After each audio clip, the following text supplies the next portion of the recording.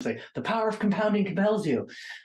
So one of the reasons I want to bring this up is because many of us don't understand the impact that the frequency that you compound on makes a huge difference in your final outcome. So let's say, for example, and really what I'm going to walk through today is something that's only been possible since yield farming has been around, because typically when you're compounding, you are trusting some bank or some financial institution to tell you how often you can compound. And in yield farming, you can compound on whatever schedule you want. If you want to do it multiple times a day, if you wanted to do it daily, if you want to do it weekly, monthly, yearly, you can do it however often you want, right? So let's dive into some of the numbers around what actually happens if we're compounding at a different frequency. So let's just say we start with like $20,000.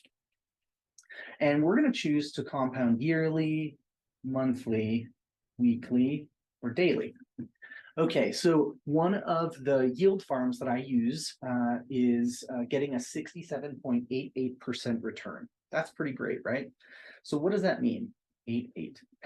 So what does that mean? It means that at the end of the year, I'm going to take 67.88% of 20,000 and I'm going to add that on for my final investment. So that total comes out to 33,576. So that's pretty great, right? I mean, no one's going to say no to that. You put in $20,000, you wait a year, you come back, it's $33,000. That's pretty great. Now, what happens if instead of waiting a year, I compound it monthly? Now, let's just say I have a 5% APR on the month. So now if you look at it, 5% is less than, 5 times 12 is only 60. So it's less than the yearly that we're looking at right here. But when you're compounding it monthly, what happens? So when you compound it monthly, you end up with 35,917, which comes out to an APR of 79, or I should say APY of 79.6, right? So even though this is so much smaller and doesn't even add up to what the yearly is, you're still getting a much better return because of compounding. Now, here's where it gets really, really interesting. So let's say we got a 1.53% APR for the week, and every week we're compounding. And this is what I do. I compound every single week. So that comes out to $44,277, and that comes out to 121% return. That is incredible. Think about that. You put in $20,000 and at the end of the year, you have $44,000.